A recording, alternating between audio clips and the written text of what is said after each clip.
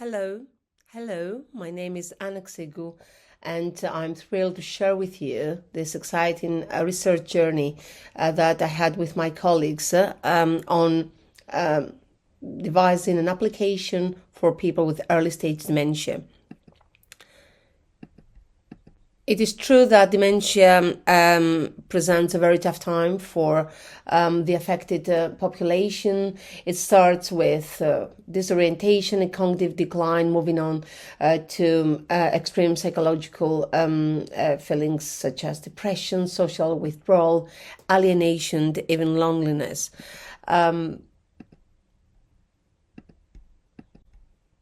So what are the existing tools to deal with this extreme psychological state of this vulnerable group? In terms of technology, our array spans from VR experiences to smart home systems, and we have also used biographical displays and digital storytelling, which enhance those people's self-esteem and memory skills. Reminiscence therapy-based digital intervention has also been the focus of interventions along with cognitive stimulation therapy. What our target is in this research is to actually integrate conversational AI in dementia care. So we are aware that there are already voice assistants like Alexa and Google Home that can help the specific group of people with reminding them medication and specific appointments, or giving them easier access to essential info. However, there is a lack of conversational agents to promote companionship and social connectedness, which is actually what our research focuses on. So this specific group of people face a lot of challenges, and also developers face a lot of challenges in order to ideate and design the right conversational tool. People with dementia have unique linguistic and vocal attributes, and of course, because it's an elderly population, there are usability problems and perceived technical barriers. In terms of technology, there is this lack of context-aware computing, meaning that the applications that already exist do not take into account, and they're not fine-tuned to the needs of people with dementia. Also, people with dementia have privacy and security concerns, meaning if they can trust a specific conversational agent, and they are prone to deception. So what is the need? It is true that those people have unique conversational nuances and needs, and what we decide to do is to design a dementia-friendly AI system to facilitate reminiscence therapy in innovative and impactful ways. And of course, we are aware that there are potential challenges, pitfalls, and ethical considerations while doing this. This is our proposed prototype. It's called MindTalker.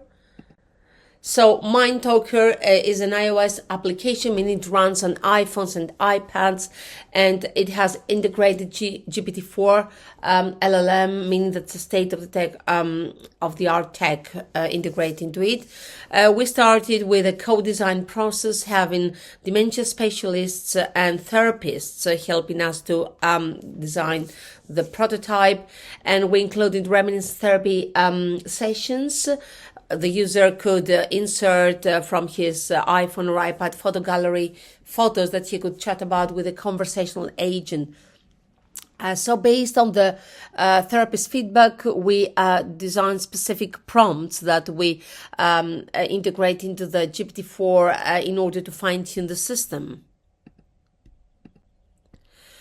From ideation to delivery, it's been a very long journey that included a wide range of collaborators. So we started with initial brainstorming regarding the type of conversational agent we should be using, if it should be a voice-based or a text-based or even a 2D avatar. So we finally decided on a voice-based agent running on an iOS mobile application and using GPT-4. So the next step was to collaborate with a user interface developer who would do the whole fine-tuning of the application. And then we had the focus group one where dementia specialists and therapists actually evaluated the user interface and the conversation patterns. We made specific amendments following the specialist feedback, and then we had another focus group 2, that the specialists and therapists evaluated the activity and the content, reaching the final delivery.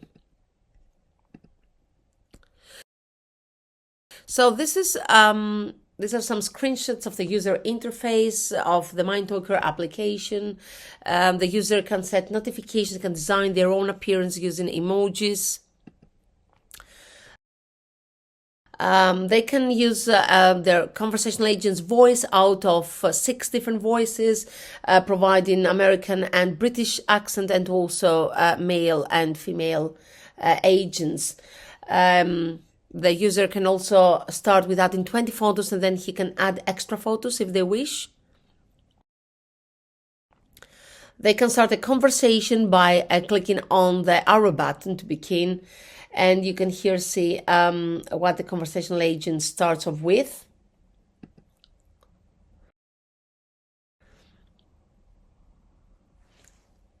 And of course, we have some specific extra features like resetting the conversation, managing photos, meaning adding more than 20 photos, an online app guide that the user can consult at any time, supervision or WhatsApp or telephone call option or email option, and of course they can log out. So we designed this qualitative study having just 8 participants, 5 females and 3 males, with a diagnosis of dementia. Most of them had Alzheimer's and some of them frontotemporal or vascular dementia. So we carried out online semi-structured interviews with their participants and their carers or family members. So the results were quite revealing. Our participants found out that AI can adapt, can learn, and can remember, as you can also see from the plots on the right-hand side of the slide. So the agent understood what the user was saying, and also they focused on this commonality through reciprocal dialogue. Most of our participants suggested that the agents should talk about activities or share interesting stories without them having to prompt it. They also focused on an AI with an identity and personality. This is what most of our users commented on. In terms of the emotional and cognitive anchors in the AI interaction, we found out that our participants needed an AI with a face or an avatar represent the AI, which was quite interesting to us. And also they also emphasized a balance between reminiscence and time. So they would like to start off with a chit-chat about the photo, but then they suggest that they would like to continue the conversation with the agent on to how their day has been up to now, and do some more personal interaction. And they asked for leading questions from the agent. And the last thing we found out was that most of our participants were happy that the bot was actually listening compared to their human interactions. So humans were quite frustrated because they had to repeat the same things all over again. But actually, it's another good faith technology that makes us alone together. This is something that gives us food for thought. So coming up to a summary of our findings, in terms of the identity, memory and connection aspect, our participants commented on a lack of humanity from the bot. They wanted a more personalized memory retrieval and a contextual integration. They didn't have a chance to shape and form mutual bonding with the agent, because the mutual bonding actually is what is leading to a deeper relationship. And of course, we had worries about over-reliance on conversational AI technology. So most of them saw the agent as a facilitator, and they also asked for the reminiscence therapy integrating their lived experiences. The next question is, but how much human-like an agent should be? There should be a balance between those heartbeats and algorithms. We as researchers and users also ask for more human-like and relatable AI systems. They would like to see more human-like qualities and transparency, meaning that the agent should be able to self-divulge as an artificial entity. Because it's actually this authenticity of the system that promotes users' trust and deters them from deception. However, we had many participants that saw the imperfection of the conversational agent as a human trait. There were many conversational loops and many quirks that they saw as human-like qualities.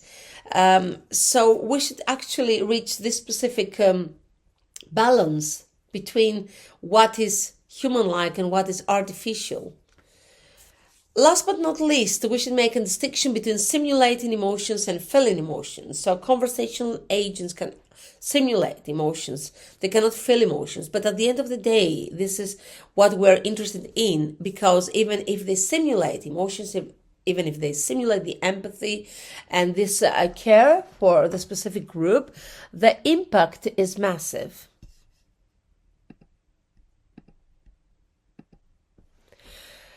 Of course, there have been some ethical concerns about using conversational agents with people with dementia.